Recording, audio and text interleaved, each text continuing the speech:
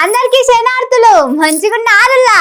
నేను వచ్చేసిన ఇవాళ చూద్దాం మస్తు మస్తు వార్తలు పట్టుకొచ్చిన. ఇంకెందుకు ఆలస్యం, మొదలు పెద్ద వార్తలు చూద్దాం పారి. కేసీఆర్ కట్టించిన సచివాలయం అద్భుతం, జగనన్న పొగడ్తల వర్షం. రేవంత్ రెడ్డికి శాపాలు, ఇండ్లు కూలగొట్టిందని బండ బూతులు. కేటీఆర్ అందరికి ఆపద్ బాంధవుడు, సాయమని పోయినోళ్లను అస్సలే కాదన్నాడు.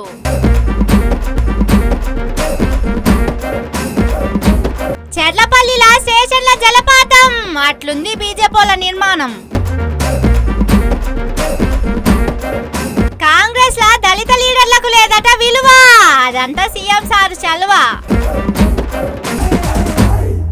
మార్పు కావాలి, కాంగ్రెస్ రావాలి అంటే ఎంతటి పెను మార్పులు వస్తున్నాయో చూడుర్రి. కష్టాలు తెలవకుండా ఉంటే పబ్లిక్ సుఖాలకు మరిగిపోయి పని చేసుడు బంద్ పెడతారని కష్టాలు పరిచయం చేస్తున్న గొప్ప సర్కారు మనది. ఇక హైడ్రా గురించి ఎంత చెప్పుకున్నా తక్కువే. హైదరాబాదు 1000 ఏండ్ల కింద చెట్లు చేమలతోటి పచ్చడి జంగల్ లెక్క ఎట్లుండెనో అట్లా చేసేందుకు బుల్డోజర్లు పట్టుకొని చెమటలు చిందిస్తుండ్రు. జనాల ఇండ్ల మీదకి ఎక్కించి మరి బుల్డోజర్లకు బ్రేకులుండవని ఎలుగెత్తి సాడుతుండ్రు. చూడుర్రి, 2007లో వేసిన లేఅవుట్ ఇప్పుడు అక్రమమని తెలిసిందట హైడ్రోళ్లకు. అందుకే వచ్చి పీజాదిగూడలున్న వీళ్ళ ఇండ్లను కూలగొడుతుండట.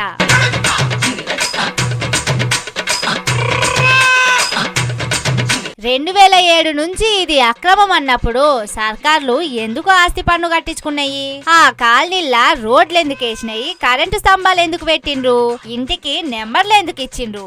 అసలు అసొంటి లేఅవుట్ అయితే అన్ని డిపార్ట్మెంట్లు పర్మిషన్ ఎందుకు ఇచ్చినాయి? అప్పుడు ఆఫీసర్లు గుడ్డి గుర్రం పనులు దోవిండ్రా? మున్సిపాలిటీ వాళ్లకు రైట్ అయితే హైడ్రోలకు తప్పెట్లయితది? ఎవరి తప్పులను ఎవల మీదేసి ఎవరిని బలి చేస్తుండ్రు సర్కారోళ్ళు. సీఎం అన్న ఇల్లు బఫర్ జోన్లు దంటే నోటీసులు ఇచ్చి చేతులు దులుపుతారు. అదే కామన్ పబ్లిక్ ఇంట్లో సామాన్లు తీసుకుంటామన్నా టైం ఇయ్యరా? అర్ధగంట కూడా ఆగలేరా? ఇన్నొద్దులు ఈ వ్యవస్థలన్నీ ఏ కళ్ళు మూసుకొని నిద్రపోయినాయి. ఇప్పుడు పెండ్లొచ్చి పెరట్ల దిగినట్టు సామాన్లు తీసుకునే టైం కూడా ఇయ్యకుండా మీ మీదనే బుల్డోజర్లు ఎక్కిస్తాం అడ్డొస్తే అనుకుంటా ఇండ్లు కూడా కొట్టే అంత ఎమర్జెన్సీ ఉన్నది.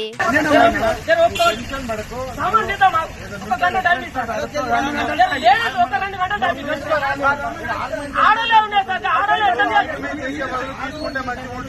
చెప్పినమే వస్తుంది, ఆటో వస్తుంది, ఆటో వస్తుంది. ఆడలే సామాన్ ఎట్లా చేయాలి? అద్దాలు ఉడేయకొచ్చు, అద్దాలు ఉడేయకొచ్చా?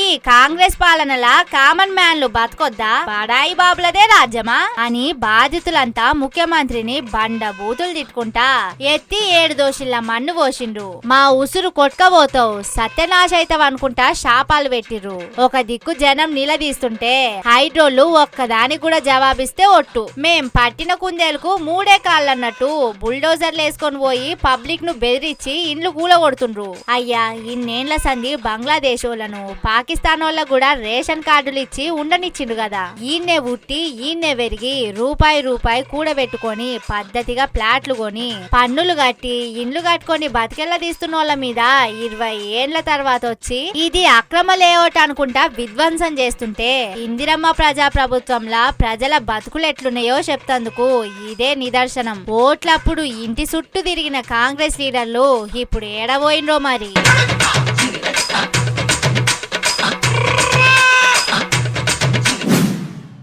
మాది గొప్ప ప్రభుత్వం, కులగణన చేసి చూపించిన ప్రభుత్వం. మా ప్రభుత్వంలా బడుగు బలహీన వర్గాలకే పెద్ద పీఠ. దళితులకు మా సర్కారు చేసినంత మేలు ఇంకెవ్వరు చేయలేదని మన సర్కారు మస్తు గొప్పగా ప్రచారం చేస్తుంటది. కానీ వాస్తవంలో ఏందనేది కాంగ్రెస్ కార్యకర్తలను అడుగుతూనే చెప్తారు. ఏ ఏటోళ్లతోటి అక్కర్నే లేదు.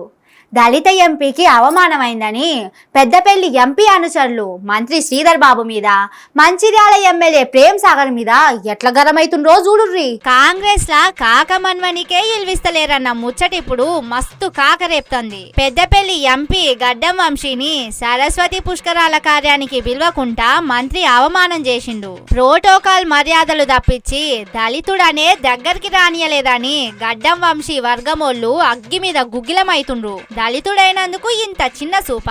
అదే అగ్రకుల లీడర్లందరినీ పిలుచుకుంటారు, కానీ నియోజకవర్గ ఎంపీని కార్యానికి విలువరా? ముఖ్యమంత్రి వచ్చినా కూడా కార్యానికి విలువరా? శంకు బోర్డుల మీద ఎంపీ పేరుండదా? ఇదేనా పార్టీల దళితులకు ఇచ్చే ఇల్వా అనుకుంటా అంబేద్కర్ కు వినతి పత్రం ఇస్తందుకు పోయి నిరసన చేసిండ్రు వంశీ వర్గమోళ్ళు.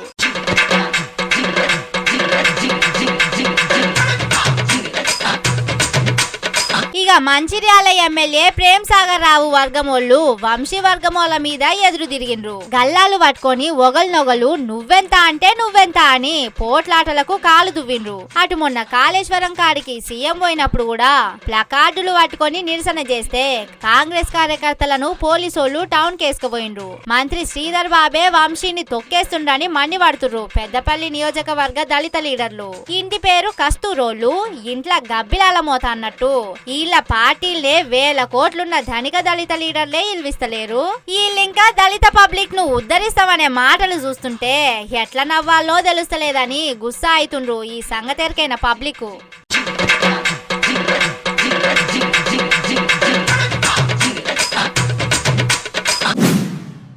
బాహుబలి సినిమాల బల్లాల దేవునికి పట్టాభిషేకం అవుతుంటే అందరూ బాహుబలి బాహుబలి అని మొత్తుకుంటుంటే బల్లాల దేవునికి నెత్తి తీసినట్టు అవుతుంది.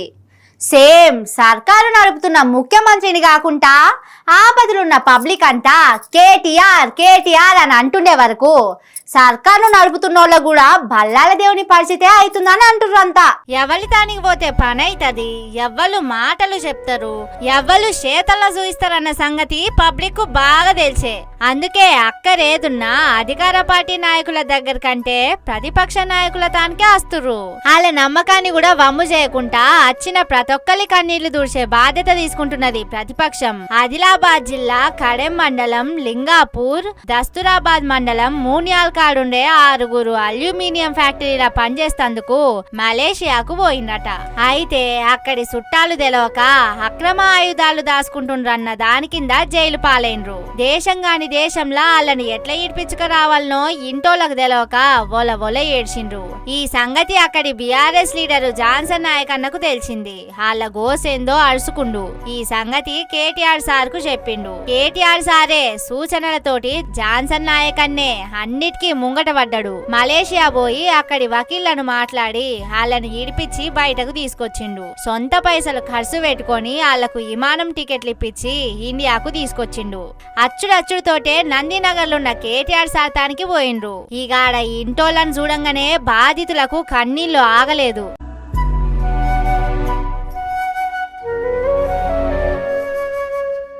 ఒకళ్ళొకళ్ళు పట్టుకొని మస్తు శోకాలు పెట్టిండ్రు. కేటీఆర్ సార్ కు కూడా కండ్లన్నీ చెమ్మగిల్లినాయి. రామన్న ముంగట పడి పెద్దోళ్లతోటి మాట్లాడి జాన్సన్ అన్నను తోలి మమ్మల్ని ఇడిపియకుంటే మా బతుకులు అంగడయ్యేవాడిని దలుచుకొని మస్తు దుఃఖపడ్డారు. చాలా మంది దగ్గరికి తిరిగినరు, చాలా మందిని చేసారు ఇప్పుడున్న ప్రజెంట్ లీడర్ల దగ్గరికి. కానీ ఏ ఒక్క లీడర్ స్పందించలేడు, మాట్లాడలేడు, ఏది మాత్రం వెళ్ళిపోయలేడు. నా భార్య పిల్లలు ఏడిసి చేసి జాన్సన్ అన్న దగ్గరికి పోయి వాళ్ళకు మా పిల్లల కన్నీళ్లు, నా భార్య కన్నీళ్లు చూసి అతను మా దగ్గరకు వచ్చి జాన్సన్ అన్న 2 నెలల కింద 3 రోజులు నీడదాగారం వదిలేసి అడ్వకేట్ను పెట్టి అక్కడ ఒక మనిషిని నిర్మించి సొంత డబ్బులు ఖర్చు పెట్టుకొని మా దగ్గరికి నేనున్నా మీకోసం ఎంత డబ్బు ఖర్చు అయినా కానీ మిమ్మల్ని తీసుకుపోయి మీ పిల్లలకు మీ భార్యకు అప్పచెప్పే బాధ్యత నాది. అతను సొంత డబ్బులు ఖర్చు పెట్టుకొని మళ్ళీ అడ్వకేట్తో మాట్లాడి మమ్మల్ని బయటకు తీసి నెల రోజులు కూర్చొని తినబెట్టి మమ్మల్ని అన్ని రకాల పేపర్లు తయారు చేసి ఎంఎస్ నుంచి పాస్పోర్ట్లు. వాళ్ళ ముచ్చట అట్లుందా? సౌదీలా టక్కరై కాళ్ళు ఇరిగిన మహేష్ అనేట ఆయనను ఆపతిలా ఆదుకొని ఇంటికి తీసుకొచ్చిండు కేటీఆర్ సారు. రాజన్న సిరిసిల్ల జిల్లా మండేపల్లి కాడుండే మంద మహేష్ అనేట ఆయనకు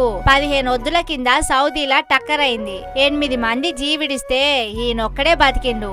సెల్ఫీ వీడియో తీసి నన్ను ఎట్లయినా కాపాడి ఈడికెళ్లి తీసుకుపోనని కేటీఆర్ కేటీఆర్ సార్ ను కోరిండు. కేటీఆర్ సారు మహేష్ కు ధైర్యం చెప్పి ఆదుకుంటామని మాటిచ్చిండు. ఇంకో దిక్కు కేటీఆర్ సారు కిమ్స్ దవాఖానోళ్లకు ఈ సంగతి చెప్తే వాళ్ళు సౌదీలున్న దవాఖానకు లెటర్ రాసిండ్రు. ఆ పిల్లగాన్ని ఇండియాకు పంపితే మేం వైద్యం చేస్తామనే వరకు అక్కడి సర్కార్ కూడా మహేష్ ను పంపేతందుకు పర్మిషన్ ఇచ్చింది. అట్లా అన్ని అడ్డంకులు దాటుకొని పొద్దుగాల సౌదీకెళ్లి హైదరాబాద్ కు వచ్చిండు మహేష్. ఇట్లా సాయం చేసుట్లా కేటీఆర్ సారింటి తలుపులు ఎప్పుడు కుళ్ళనే ఉంటాయనే కావచ్చు. అధికార పార్టీల దానికంటే ఇక్కడికే చాలా మంది సాయం కోసం వస్తుంటారు.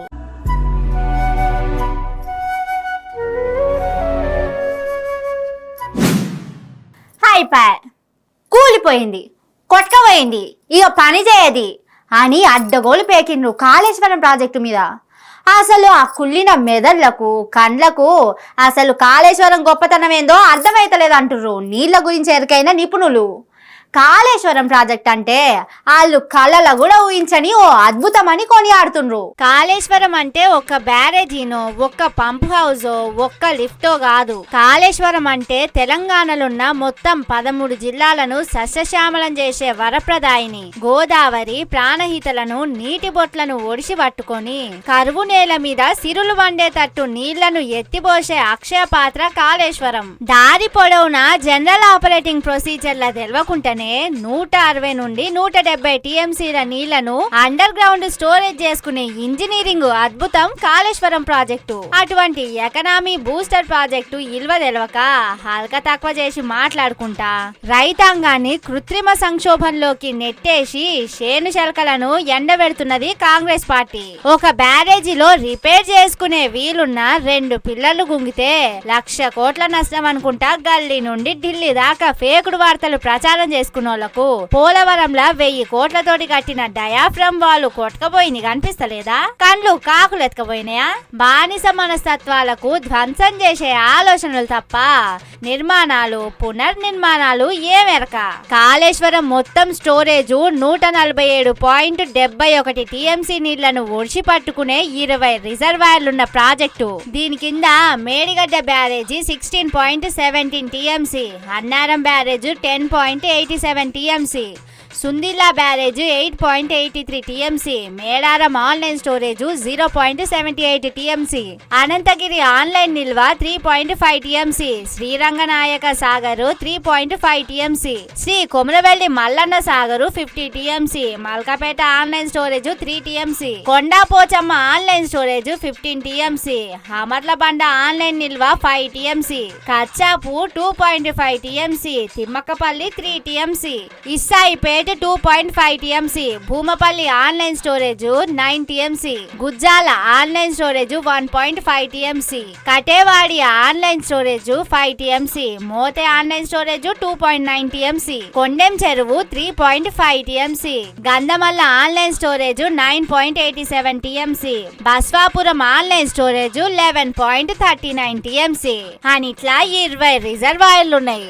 అట్లనే కాళేశ్వరం ప్రాజెక్టుల మొత్తం 1,832 కిలోమీటర్ల నీటి సరఫరా మార్గాలున్నాయి. అండ్ల గ్రావిటీ కాలువలు 1,531 కిలోమీటర్లు, గ్రావిటీ టన్నెల్స్ 203 కిలోమీటర్లు, ప్రెజర్ మైన్స్ లేకుంటే డెలివరీ మైన్స్ 98 కిలోమీటర్లు. అట్లనే మొత్తం 19 ప్రపోజ్డ్ పంప్ హౌస్లుంటే అండ్ల 16 పూర్తయినాయి. ఇవన్నీ బందోబస్తు ఉన్నా కూడా కుళ్ళిన కాంగ్రెస్ వాళ్ళ మెదళ్లకు ఇవేం సమజైతలేవనుకుంటా మండి పడుతుండ్రు నీళ్ల రంగం నిపుణులు.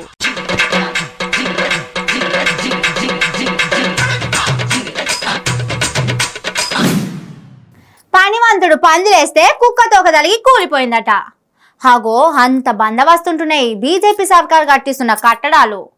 గా నడుమ బెంగళూరులో కట్టించిన ఎయిర్పోర్టు, గుజరాత్లో కట్టించిన ఎయిర్పోర్ట్లల్లా చిన్న గాలి వాన వస్తేనే 7 కాడ టాపులు లేచిపోయినాయి.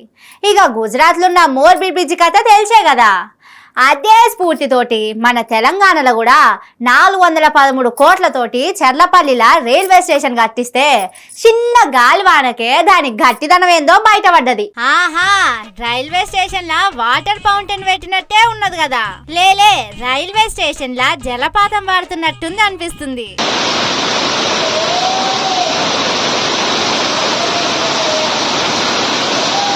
జలపాతాలు చూస్తందుకు ఎన్నో జంగల్ కు పోనక్కర్లేదు. హైదరాబాద్ అవుట్ కట్స్ లున్న చెర్లపల్లి రైల్వే స్టేషన్ కు చిన్నగా వాన పడ్డప్పుడు పోతే చాలు ఇసొంటి సుందర జలపాతాలను చూసి మురవచ్చు. 413 కోట్లు పెట్టిన అత్యాధునిక రైల్వే స్టేషన్ అంటే గీ మాత్రం బందోబస్తు ఉండకుంటే ఎట్లా?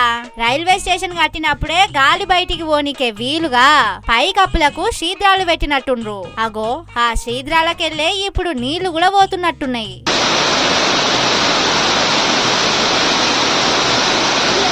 కేంద్ర సర్కారు గింత బందోబస్తుగా బ్రిడ్జిలు కట్టడాలు కడుతున్నది. ఈ సొంటోళ్ళు షేనోళ్లతోటి పోటీ పడతారట. ఇంకెన్నొత్తులు జనాల చెవుల పూలు పెట్టి వాట్సాప్లా ప్రచారాలు చేసుకుంటారని మండి పడుతుండ్రు. ఆగమైన చెర్లపల్లి స్టేషన్ ను చూస్తున్నోళ్ళు. స్టేషన్ చాలు చేసి 4 నెలలు కాలే గప్పుడే గింత ఘోరం ఉంటాది. గడ్డి పోసలతోటి కట్టిండ్రా ఉక్కురాలతోటి కట్టిండ్రా అని గరమైతుండ్రు జనం.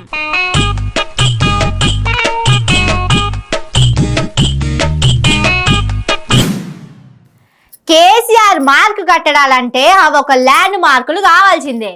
ఇంకొకళ్ళు మెడలెత్తి చూసుకునేదే తప్ప ఏలెత్తి చూపే ఛాన్స్ ఇయ్యడు సారు. ఇప్పటికే కేసీఆర్ కట్టించిన అద్భుత నిర్మాణాలను చూసి నోరెళ్ళ పెట్టినోళ్లే ఉన్నారంతా. అంతెందుకు అందాల పోటీలకు వచ్చినోళ్ళు కూడా ఇవన్నీ కట్టిందేవాలని కేసీఆర్ సార్ గురించి తెలుసుకునే ప్రయత్నం చేసిండ్రంటే అది కేసీఆర్ బ్రాండ్ అంటే. వాళ్ళే కాదు, ఆంధ్ర మాజీ సీఎం జగనన్న కూడా కేసీఆర్ కట్టించిన సచివాలయం అద్భుతం అంటుండు. కేసీఆర్ కట్టించిన అన్ని అద్భుతాలని ఎక్కడెక్కడోళ్ళో వచ్చి మెచ్చుకుంటారు గాని కాంగ్రెస్ వాళ్ళకు మాత్రం అది కనబడతలేదు. ఎంతసేపు వాష్ బేసిన్ల చేపలు పట్టినట్టు కేసీఆర్ సారు ఫామ్ హౌస్ ఉంటాడు. కేసీఆర్ బయటకు రాడనే పొల్లు మాటలు తప్ప పడావు చేసిందేం లేదన్నది చాలా మంది మాట.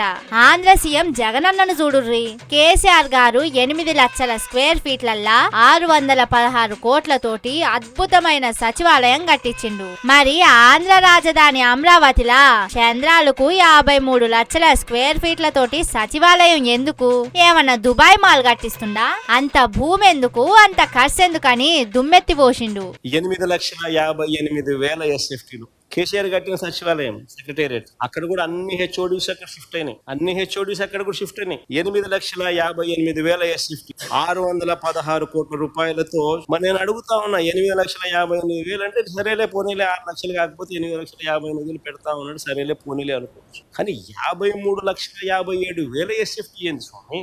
ఏందే జగనన్న నువ్వు మరీ ఉన్నావు. తాత్కాలిక సచివాలయం ఏంది? తాత్కాలిక సచివాలయానికే 500 కోట్లు ఖర్చు పెట్టిన గంట సీఎం చంద్రాలు సార్ది. అదెంత బందోబస్తునుండేనంటే తొలసూరి పడ్డ వానకే 7 కాడ మంచిగా జలపాతం వాడినట్టు, బాత్రూమ్ లా షవర్ నీళ్లు పడ్డట్టు, ఆఫీస్ లో పనిచేసేటోళ్ళ మీద నీళ్లు పడేటట్టు కట్టించిండు. మరి అప్పటి మందం దాన్నే 500 కోట్లతోటి అంత మంచిగా కట్టిస్తే పర్మనెంట్ సచివాలయం అంటే మినిమం ఉండాలి కదా. అసలే బాబు సార్ వాడిని హైలైట్ ఆలోచనలు. ఆయన 100 ఏళ్ల ముందుగాలు పోయి ఆలోచన చేస్తాడాయే. అందుకే 1000 ఏళ్లు ఆలోచన చేసి అమరావతిలా 53 లక్షల స్క్వేర్ ఫీట్లతోటి సచివాలయం కట్టిస్తున్నాని అనుకుంటున్నారట. మావోడే అనుకునే హార్డ్ కోర్ బాబు సారు అభిమానులు.